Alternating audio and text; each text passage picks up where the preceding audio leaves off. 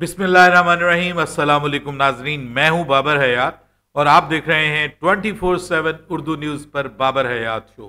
नाजरीन, जनूबी अफ्रीका को उनके घर पर हिस्टोरिक वाइट वॉश करने के बाद पाकिस्तान की टीम से चैंपियंस ट्रॉफी 2025 में अब क्रिकेट फैंस की उम्मीदें बढ़ गई हैं और पाकिस्तान के क्रिकेट फैंस अब इस उम्मीद पे जो है वो आगे बढ़ रहे हैं कि इंशाल्लाह पाकिस्तान की टीम जो है वो चैंपियंस ट्रॉफी में एक फेवरेट के तौर पर एंटर होगी। पाकिस्तान ने जनूबी अफ्रीका को हिस्ट्री में पहली बार ऐसा हुआ है, ओडीआई हिस्ट्री में, कि जनूबी अफ्रीका अपने घर में वाइट वॉश हुई है। इससे पहले कोई टीम ओडीआई में जनूबी अफ्रीका को उनके घर में वाइट वॉश नहीं कर सकी। तो पाकिस्तान ने एक अनबिलीवेबल कारनामा सर अंजाम दिया है। इसकी जितनी भी तारीफ की जाए कम है।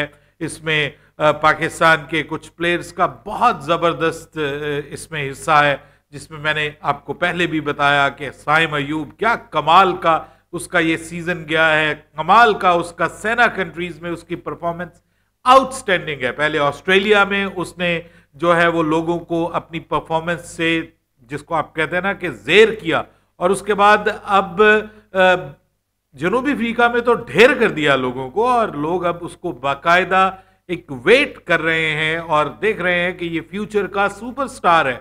ये सिर्फ लोग नहीं कर रहे, बल्कि बाबर आजम, पाकिस्तान के ऑलरेडी जो किंग ऑफ पाकिस्तान क्रिकेट कहलाए जाते हैं, उन्होंने अब तारीफ की है और बड़े जबरदस्त अंदाज में तारीफ की है साइम अयूब की, और अपने सोशल मीडिया हैंडल पर उन्होंने उसको चीता करार दिया है। चीता एट साइम अयूब, कि साइम अयूब हमारा चीता है। और ये बहुत जबरदस्त किस्म का पॉजिटिव साइन है पाकिस्तान की क्रिकेट को लेकर के। दूसरी जानिब सलमान अली आगा ने बहुत शानदार परफॉर्मेंस दी है, कमाल की परफॉर्मेंस दी है, और उन्होंने with the ball with the bat दोनों तरफ से, और कप्तान की कप्तानी शानदार रही है। मोहम्मद रिजवान ने बहुत इनोवेटिव, बड़ी ही एग्रेसिव किस्म की कप्तानी की है और अपने बॉलर्स का बहुत शानदार इस्तेमाल किया है। तो ये अब ये जो सारी चीजें नजर आ रही हैं, इसमें हमें कुछ लूप होल्स भी दिखाई दे रहे हैं, कुछ प्रॉब्लम्स भी हैं पाकिस्तान की टीम में। और उसमें जो सबसे बड़ा प्रॉब्लम है वो साइम अयूब के साथ ओपनिंग जोड़ी का मामला है। साइम अयूब की जो ओपनिंग जोड़ी है वो ठीक नहीं हो पा रही, और आपने देखा कि 3 मैचों में लगातार अब्दुल्ला शफीक तीनों इनिंग्स में जो है वो बगैर कोई रन बनाए आउट हो गए, और उन्होंने एक अनवांटेड किस्म का रिकॉर्ड कायम किया है। ये वो रिकॉर्ड है जो कोई कायम नहीं करना चाहता। वो दुनिया के पहले और वाहिद ओडीआई ओपनर बन गए हैं जिन्होंने किसी एक सीरीज में 3 के 3 मैचेस में लगातार डक पे वो आउट हुए हों, बगैर कोई रन बनाए आउट हो गए हों, 0 पे आउट हो गए हों। ये एक बहुत बड़ा प्रॉब्लम है। और उनके साथ प्रॉब्लम ये नहीं है कि कोई लक का मसला है। आज मेरी बात हो रही थी, हमारे एक दोस्त थे, तो वो मुझे कहते कि जी लोग बहुत कह रहे हैं कि जी शुक्र है जान छूटेगी अब्दुल्ला शफीक से, तो ये ज्यादती है। अब्दुल्ला शफीक एक अच्छा प्लेयर है, और लेकिन अनफॉर्चुनेटली वो परफॉर्म नहीं कर रहा, तो हमें उसको सपोर्ट करना चाहिए। बिल्कुल हम सपोर्ट करते हैं, और हम ये इसलिए कर रहे हैं, मैंने उनको भी ये बताया, हमारे दोस्त जो हैं वो बड़े इन है क्रिकेट में, तो मैंने उनको भी ये कहा कि मैंने कहा देखिए भाई, हम ये चाहते हैं कि वो अपनी जो मसाइल हैं उनके ऊपर काम करें, और जो भी आपके टेक्निकल प्रॉब्लम्स है ना, वो 3 मैचेस में एक ही तरह की बॉल्स के ऊपर वो आउट हुए, और वो एक सीरियस टेक्निकल इशू का शिकार है, तकनीकी मसाइल का शिकार है। तो उनको इन पे काम करना चाहिए, और काम करने के लिए उनको रेस्ट की जरूरत है। ये हमारी ह्यूमन बॉडी है, इसकी बायोमैकेनिक्स हैं, हमारा ब्रेन है, हमें रेस्ट रिक्वायर होता है। But too much of cricket में बाज औकात आप अपनी गलतियों को देख ही नहीं पाते। अभी आप देखिए, बाबर को रेस्ट दिया, फायदा हुआ, फॉर्म में वापस आ गया, ठीक है। उसके बाद आप देखिए शाहीन शाह अफरीदी को रेस्ट दिया, क्या कमाल की उसने इस सीरीज के अंदर बॉलिंग की है, बेस्ट बॉलर रहा है वो, सबसे ज्यादा उसने दोनों टीमों में सबसे हाईएस्ट विकेट टेकर वो रहा है। तो वो आप देखिए, फिर नसीम शाह को रेस्ट दिया, नसीम शाह फॉर्म में वापस आता हुआ आपको दिखाई दे रहा है। तो जिसको आप अगर रेस्ट देंगे तो उसका फायदा देखा गया है उसकी, और वो फायदा उसके अपने लिए। अब प्रॉब्लम यह है कि पाकिस्तान का इस वक्त जो सबसे बड़ा मुद्दा है वो अब्दुल्ला शफीक है। ओडीआई चैंपियंस ट्रॉफी में हमने आगे जाना है, तो हम क्या अब्दुल्ला शफीक को आगे लेकर के जा सकते हैं? तो बिल्कुल नहीं लेकर के जा सकते, और इसका फैसला हो गया। ये मैं अब आपको बता रहा हूं कि इसका फैसला हो गया है। ये बड़ी तब्दीली होगी। चैंपियंस ट्रॉफी का जो स्क्वाड है वो जब अनाउंस होगा तो उससे पहले आपको ट्राई नेशन सीरीज खेलनी है साउथ अफ्रीका और न्यूजीलैंड के खिलाफ। फरवरी 10 फरवरी को आई थिंक सो वो स्टार्ट हो रही है। तो वो जो आपने सीरीज खेलनी है, जो उसके लिए स्क्वाड का ऐलान होगा, वही आगे चल के पाकिस्तान की चैंपियंस ट्रॉफी का स्क्वाड होगा। तो पाकिस्तान के पास एक मौका है कि चैंपियंस ट्रॉफी से पहले पाकिस्तान मिनिमम 2 मैचेस तो जरूर खेलेगा, एक न्यूजीलैंड के साथ, एक साउथ अफ्रीका के साथ, और अगर पाकिस्तान फाइनल में पहुंच जाता है तो पाकिस्तान तीसरा मैच भी खेलेगा। तो आपके पास अभी भी मौका है कि आप इन आखिरी 3 मैचेस में अपना बेस्ट कॉम्बिनेशन बना लें और वो फिर आप चैंपियंस ट्रॉफी में लेकर के जाएं। तो उसमें जो प्रॉब्लम हमारी टीम के अंदर सबसे बड़ा प्रॉब्लम है वो यही है कि हमारी ओपनिंग जोड़ी उस तरह से परफॉर्म नहीं कर रही। तो अब्दुल्ला शफीक को रेस्ट दिया जाएगा, उनको मौका दिया जाएगा कि वो अपने जो मसाइल हैं उनको सॉर्ट आउट करें, उनके ऊपर काम करें, थोड़ा रिलैक्स करें, अपनी फैमिली के साथ टाइम गुजारें। ये जो पॉजिटिविटी होती है, ये आपकी कैरियर में बड़ी इंपॉर्टेंट होती है और इसका बड़ा अच्छा असर पड़ता है। आप फॉर्म में वापस आ जाते हैं, आपको जो आपके तकनीकी मसाइल है उनको सॉर्ट आउट करके उनको हल करने का मौका मिलता है, और उम्मीद है कि वो ये करेंगे। तो उनकी जगह वापसी किसकी हो रही है जी? उसकी जगह उसकी वापसी हो रही है जिसके बारे में आप सब लोग ये चाहते हैं कि वो वापस आए। जी हां, और वो है फखर जमान।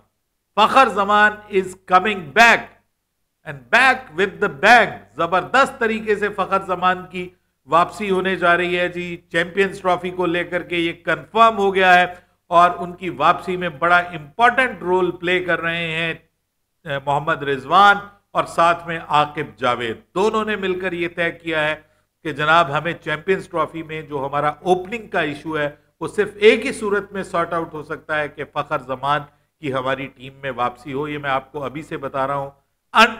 जिसको कहते हैं ना कि अनफॉर्चुनेटली, खुदा ना खास्ता, अगर वो अनफिट हो जाते हैं तो that would be the only cause कि वो पाकिस्तान को अवेलेबल ना हो। अदरवाइज अगर वो फिट है, और ऑब्वियसली अब तो वो काफी फिट है, आज भी मैंने उनको खेलते हुए देखा, बड़ी अच्छी उन्होंने शॉट्स लगाई हैं और वो रिदम में वापस आ गए हैं। चैंपियंस कप में अब उनकी लास्ट कपल ऑफ इनिंग्स जो है वो बड़ी जबरदस्त गई हैं, तो वो अपनी फॉर्म में, अपनी हिटिंग फॉर्म में भी वापस आते हुए हमें दिखाई दे रहे हैं, और उम्मीद ये कर रहे हैं कि उनको इंशाल्लाह अब पाकिस्तान क्रिकेट बोर्ड जो भी उनके मामलात है वो सारे सॉर्ट आउट हो चुके होंगे और वो दोबारा पाकिस्तान की तरफ से हमें चैंपियंस ट्रॉफी में खेलते हुए नजर आएंगे। और ये वो फखर जमान है कि जो पिछली चैंपियंस ट्रॉफी में हमारे लिए फाइनल के विनर हैं। भारत में इस वक्त चैंपियंस ट्रॉफी को लेकर के टेंशन पैदा हो गई है, और चैंपियंस ट्रॉफी में जो ग्रुप बना है इंडिया का, उसमें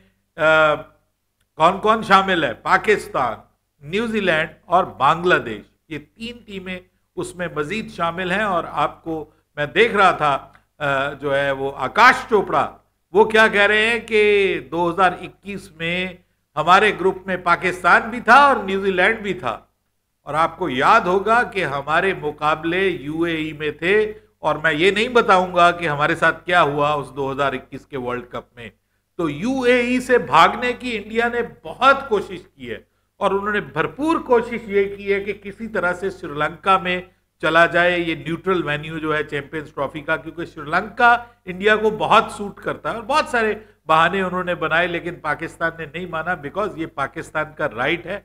आईसीसी ने इवन अपना जो प्रेस रिलीज जारी किया था उसमें भी उन्होंने यही कहा था कि ये राइट है न्यूट्रल वेन्यू को डिसाइड करना होस्ट नेशन का। जब इंडिया में होगा तो वो फिर अपने हिसाब से डिसाइड करेंगे। पाकिस्तान की उसमें से तो हो सकती है, पाकिस्तान की राय ली जा सकती है, लेकिन पाकिस्तान को इख्तियार नहीं होगा कि वो डिक्टेट करे अपनी टर्म्स, वहां पे इंडिया ही करेगा।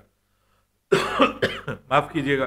तो अब ये जो मामला है ये सॉर्ट आउट हो गया है। दुबई जो है वो बन रहा है पाकिस्तान और इंडिया के मैच का वेन्यू, और वहां पर बहुत जबरदस्त किस्म की पाकिस्तान की परफॉर्मेंस है।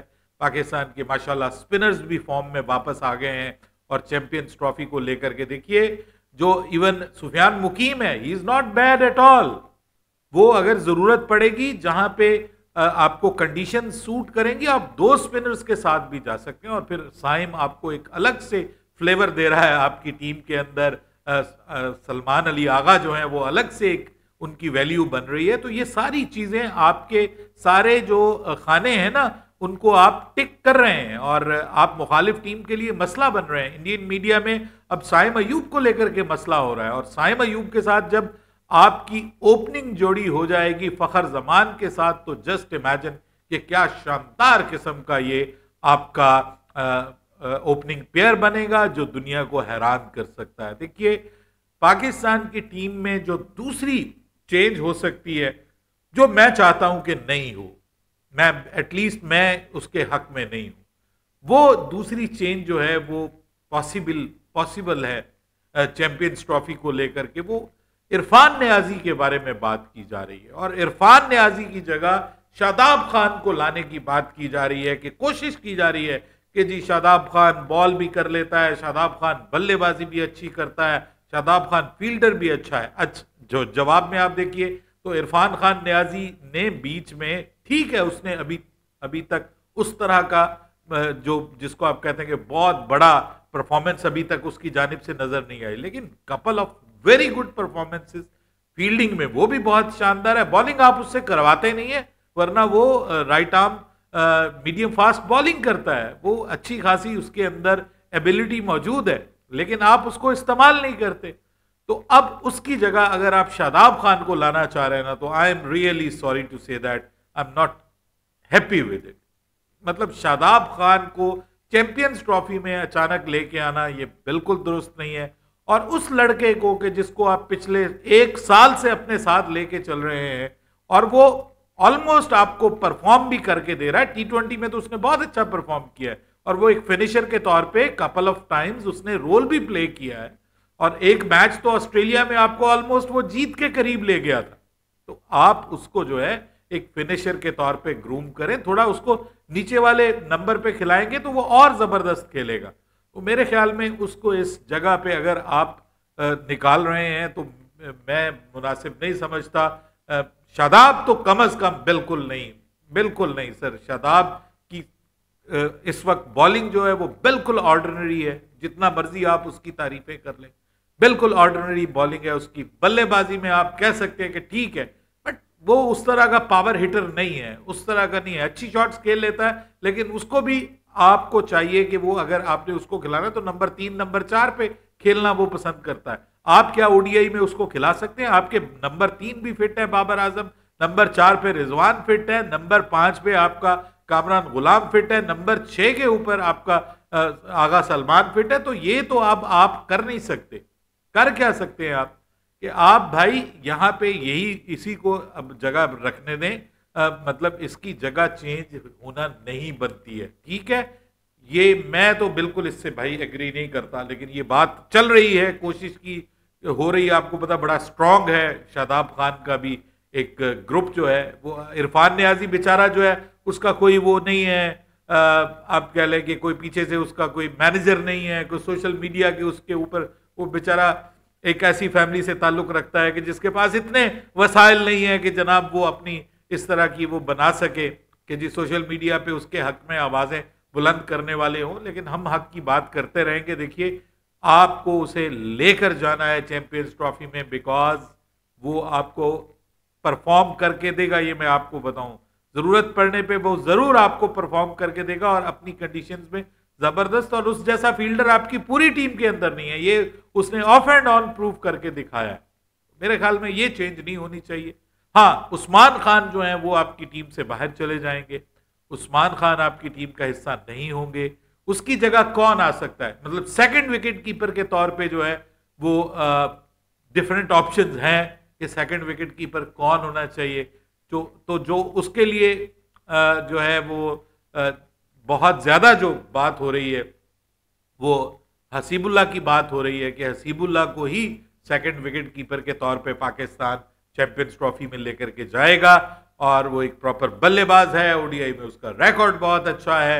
अगर उसकी जरूरत पड़ती है तो वो बैकअप के तौर पे, एक सेकंड विकेट कीपर के तौर पे आपकी टीम का हिस्सा होगा। स्पिनर्स की जहां तक बात है, Pakistan is not going to do changes in the spin department, और पाकिस्तान इन्हीं के साथ जाएगा। मुमकिन है पाकिस्तान की टीम में एक आध बैकअप पे स्पिनर रख लिया जाए, और वो भी अरफात मिन्हास एक बहुत अच्छी ऑप्शन है अगर आप लेकर के जाना चाह रहे हैं। लेफ्ट आर्म स्पिनर है और वो आपके लिए अच्छी ऑप्शन साबित हो सकता है अगर जरूरत पड़े कहीं पे। वैसे तो बात हो रही है कि जनाब नीचे जो फिनिशर के तौर पे उसको होना चाहिए, आपके इफ्तिखार अहमद को होना चाहिए। इफ्तिखार अहमद अभी चैंपियंस कप में अच्छी फॉर्म में दिखाई दिया है, लेकिन बात यह है कि इफ्तिखार अहमद को अगर कोई बंदा, इफ्तिखार अहमद किसी बंदे को रिप्लेस करता है तो उसका नाम है आगा सलमान, और उसकी आउटस्टैंडिंग परफॉर्मेंस के बाद अब आप ये नहीं सोच सकते कि आप उसको रिप्लेस करें। T20 में हम बात कर सकते हैं, लेकिन ओडीआई में कम से कम ये जगह नहीं बनती। बात ये भी की जा रही है कि जो इनकी जगह जो है अपना एक आध जो आपके शुरू में प्लेयर्स ऐसे हैं, तैयब ताहिर जो हैं, उनकी जगह बात की जा रही है कि तैयब ताहिर को बाहर कर दिया जाए और उनकी जगह इमामुल हक को टीम का हिस्सा बना लिया जाए। भाई मैं इसके भी हक में नहीं हूं। इमामुल हक से ज्यादा बेहतर अगर आप ओडीआई में किसी को लाना चाहते हैं ना, मैं ओडीआई की बात कर रहा हूं, तो वो शान मसूद है। उसका रिकॉर्ड ओडीआई में बहुत शानदार है, और लिस्ट ए क्रिकेट यानी जो 50 ओवर की डोमेस्टिक क्रिकेट है या इवन जो इंटरनेशनल 50 ओवर की क्रिकेट है, उसमें उसका बड़ा जबरदस्त किस्म का रिकॉर्ड है। अभी जाके गूगल कीजिए और शान मसूद का लिस्ट एक करियर देखिए। 60 की एवरेज, 60 की एवरेज पाकिस्तान में आज तक किसी ओडीआई फॉर्मेट में या लिस्ट ए फॉर्मेट में किसी की इतनी जबरदस्त डोमेस्टिक में एवरेज नहीं है। वो बेहतरीन वनडे का प्लेयर है।